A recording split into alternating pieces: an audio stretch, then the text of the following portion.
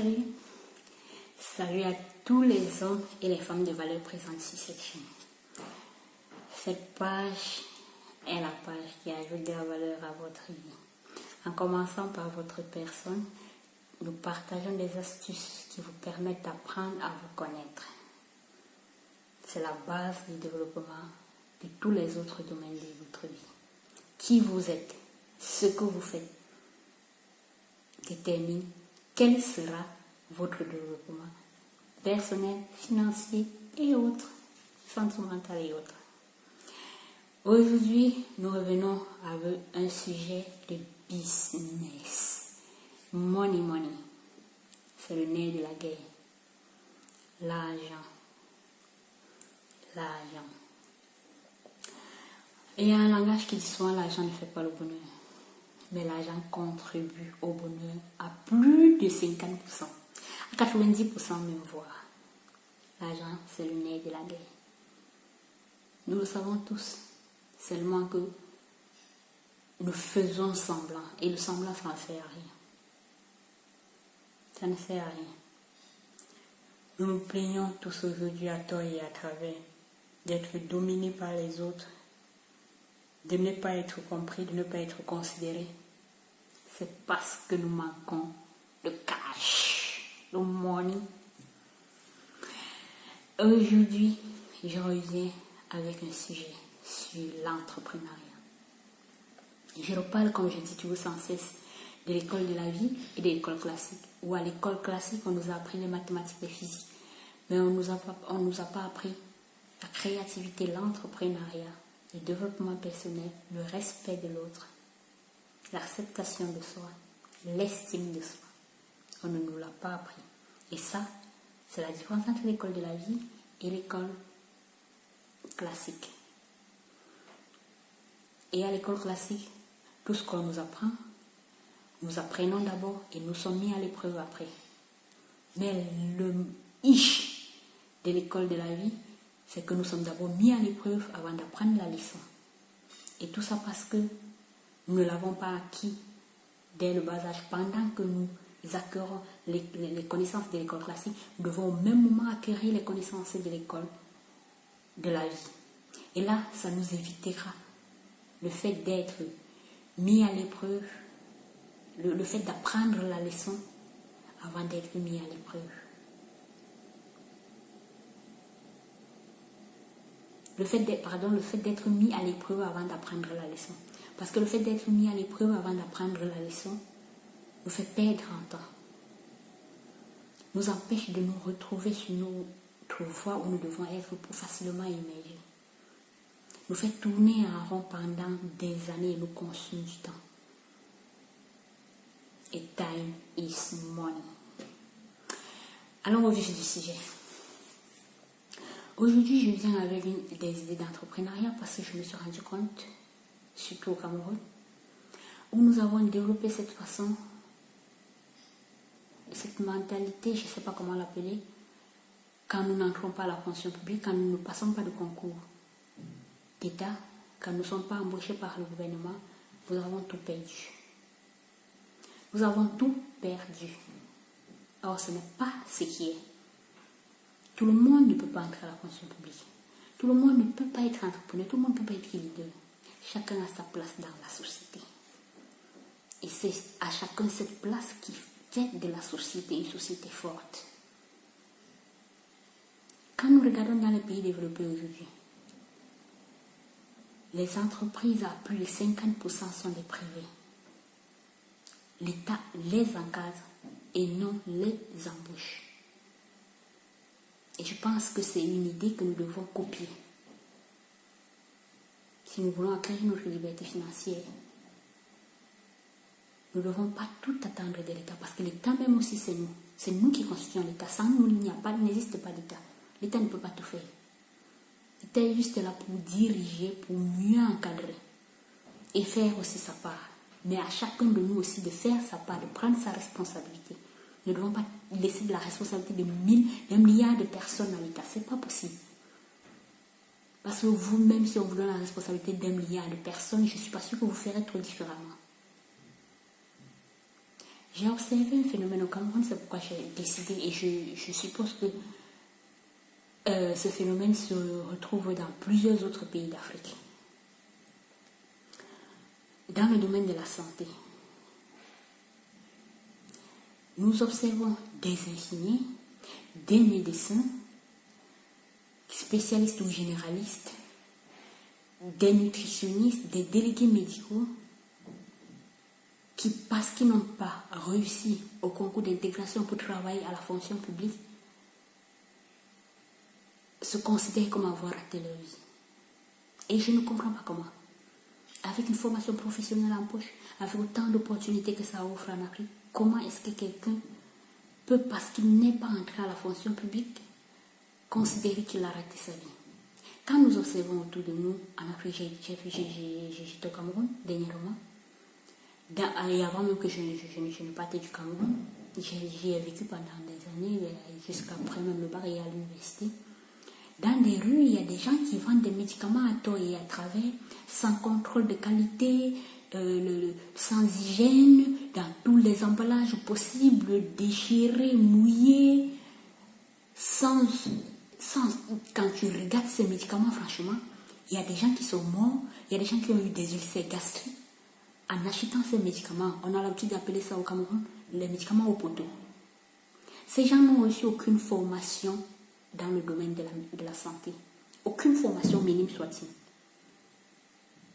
Comment ça se fait qu'il y a des gens qui vendent des médicaments, qui font des injections, à tort et à travers, sans formation aucune, pendant qu'à côté, il y a des gens du domaine de la santé formés, sortis, diplômés, qui ne trouvent rien à faire?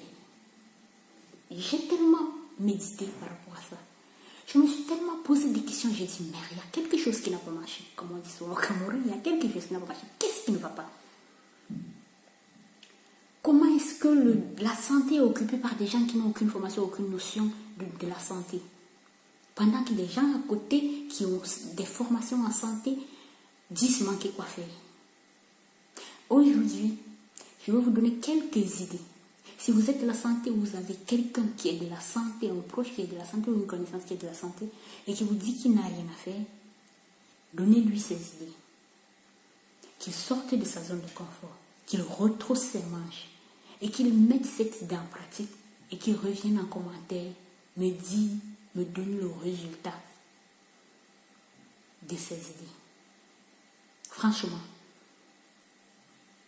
pour ceux qui sont des médecins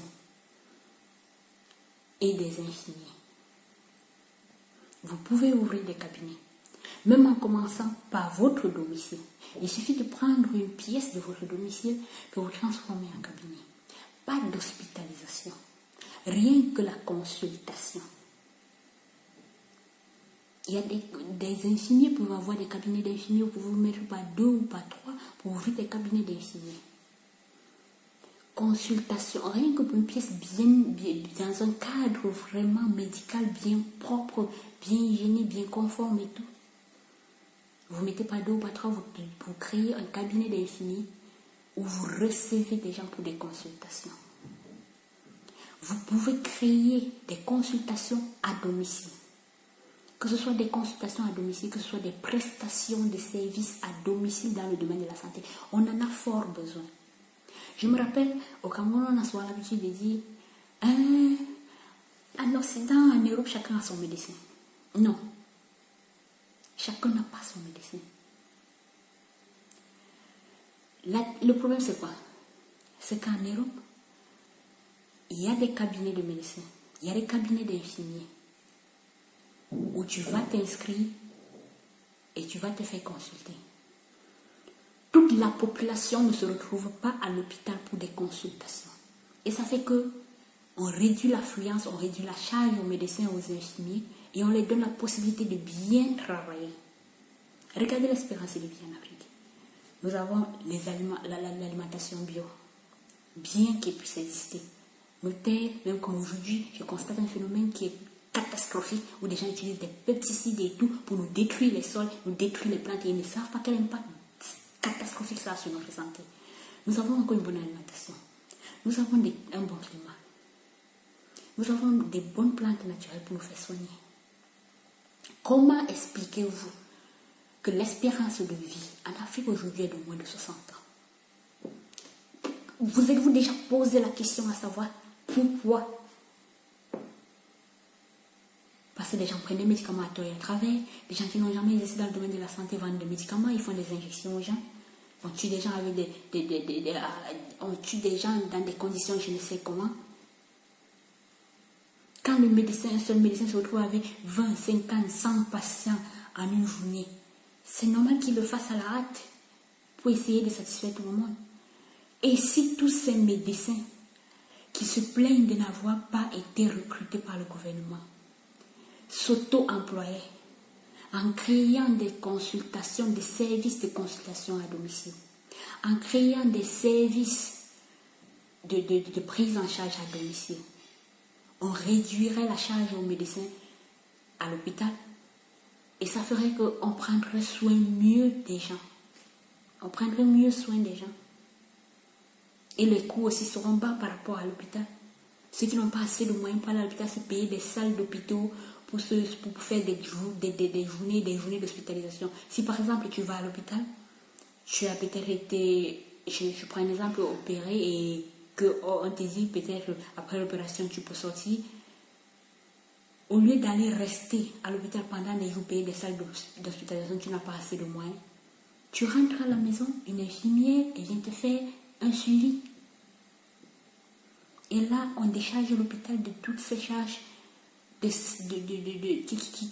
l'empêchent de mieux prendre soin des gens. Et toi, tu te fais de l'argent. Toi, tu te fais de l'argent. Ici, pour qu'on t'envoie, en Occident, pour qu'on t'envoie à l'hôpital, il faut vraiment que ce soit, je ne sais pas, aux urgences. Parce que quand tu as un problème, c'est au cabinet du médecin que tu vas pour la consultation. S'il y a des examens à faire, tu vas au laboratoire. Il n'y a pas d'affluence dans les hôpitaux à tort et à travers. Et ça fait que on gère mieux le personnel. On gère mieux les patients.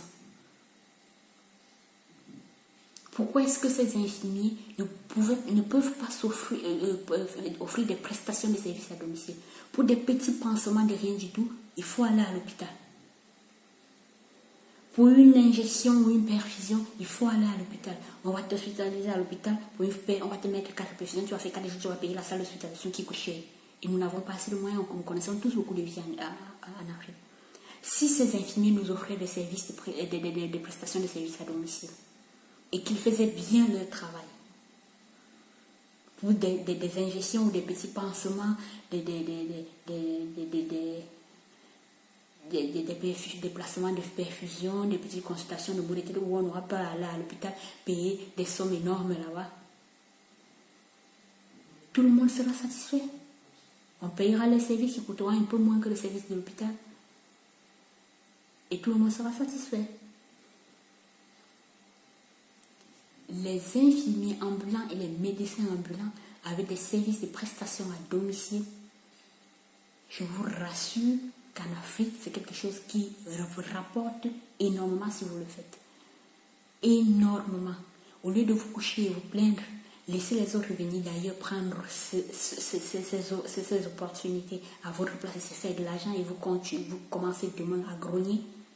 Vous ferez mieux de vous lever maintenant.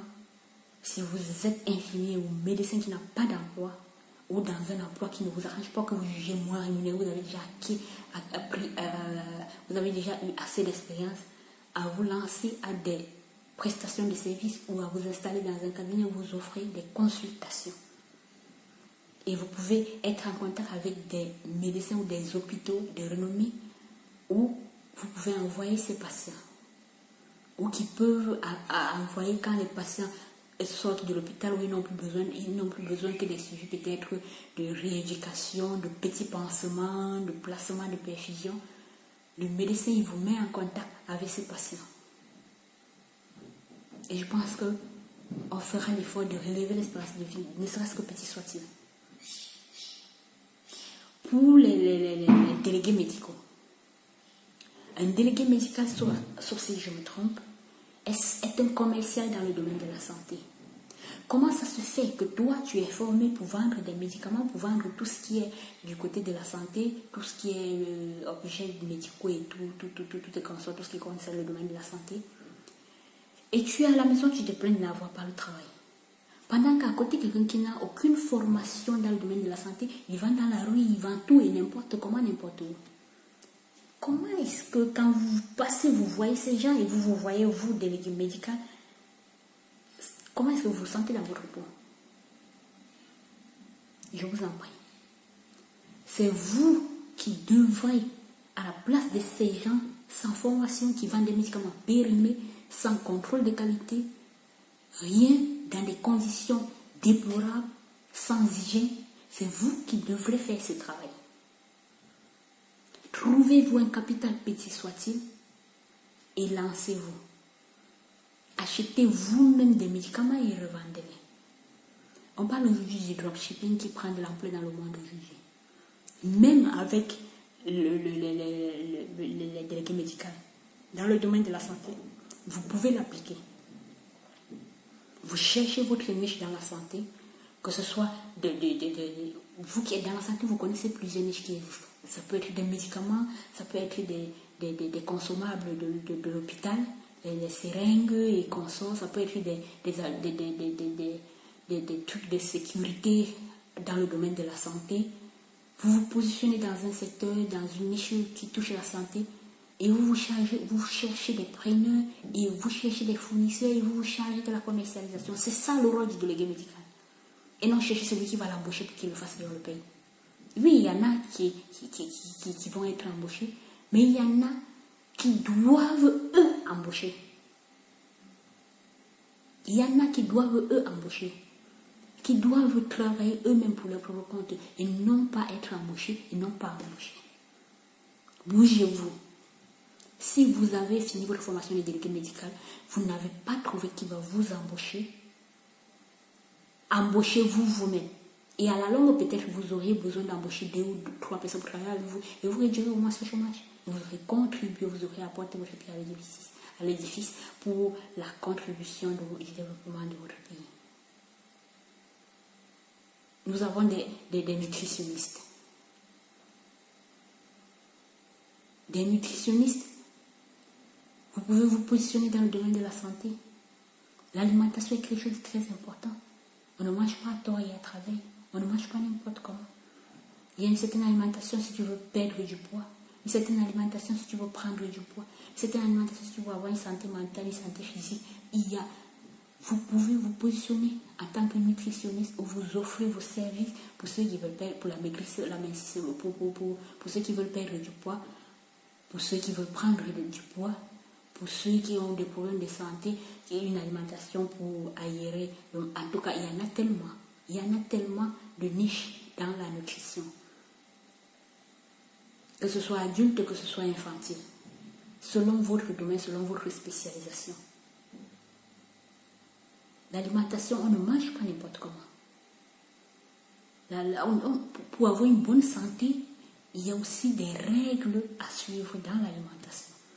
On ne mange pas n'importe quelle heure pour aller se coucher à n'importe quelle heure. Il y a des heures où il y a des aliments qui ne sont pas bien à être consommés pour ne pas affaiblir l'estomac. Parce que quand nous dormons, l'estomac, c'est à ce moment-là que le corps il se repose et il renouvelle des cellules. Et si vous le fatiguez déjà vous augmentez son travail. Tout ça, les nutritionnistes, ils le savent. Et la population ne le sait pas. Nous avons une espérance de vie qui n'atteint même pas 60 ans. Parce que nous mangeons à n'importe quelle heure, sans le connaître par ignorance, parfois. Parfois, ce sont des contraintes qui peuvent arriver comme ça, mais parfois, c'est le quotidien parce que nous ne le savons pas. Nous buvons n'importe comment, nous mangeons n'importe comment. Nous ne prenons pas soin de notre santé. Et comment est-ce que nous voulons vivre longtemps, suivre nos projets d'entrepreneuriat? Comment est-ce que nous voulons bien construire nos entreprises et bien former ceux qui prendront la relève demain, si nous allons mourir à 50 ans ou à 40 ans? Quand est-ce que tu auras le temps de le faire? La santé, elle est primordiale. Une fois que tu l'as perdue, tu ne pourras plus la retrouver. C'est difficile. Que fait les nutritionnistes formés au Cameroun, en Afrique? Que font-ils? Est-ce qu'on a besoin d'être embauché à l'État pour faire quelque chose? Il y a YouTube aujourd'hui où tu peux venir là-bas, tu commences à partager tes connaissances, à partager ton savoir-faire, à te faire connaître et ensuite t'installer quelque part. Ou tu peux prendre des consultations en ligne par téléphone et tout. Aujourd'hui, on n'a plus besoin de se déplacer forcément pour faire quoi que ce soit. Il y a des infirmiers qui sont dans le domaine, par exemple, qui se sont spécialisés dans l'ophtalmologie, la dentition. Il y a plein de choses à savoir dedans. Plein de choses à savoir. Vous pouvez vous positionner, par exemple, pour les examens de vision et la vente des lunettes. Selon votre formation. Vous pouvez vous positionner sur comment prendre soin de ses dents. Les meilleurs produits, les meilleurs colgates, les meilleurs brosses à dents à utiliser. Il y a des gens qui ne savent pas se brosser. Qui ne savent pas qu'il y a une façon de se brosser pour maintenir ses dents saines, ne pas les brutaliser et causer des problèmes dentaires à la longue. Nous ne le savons pas tous. Et sensibiliser les gens à ça, fais en sorte que tu contribues au développement de ton pays. Tu augmentes l'espérance de vie de ton pays. Tu contribues au développement du monde entier. Tu apportes ta pierre à l'édifice parce que c'est chacun en apportant sa pierre que nous arriverons à construire une nation forte. J'espère que cette vidéo, elle a été assez claire et que des idées que j'ai partagées à travers cette vidéo pourront aider quelqu'un quelque part. Merci à vous et prenez conscience que nous devons créer de la richesse, créer des sources de revenus, développer notre capacité à saisir des opportunités et être créatif. À la prochaine.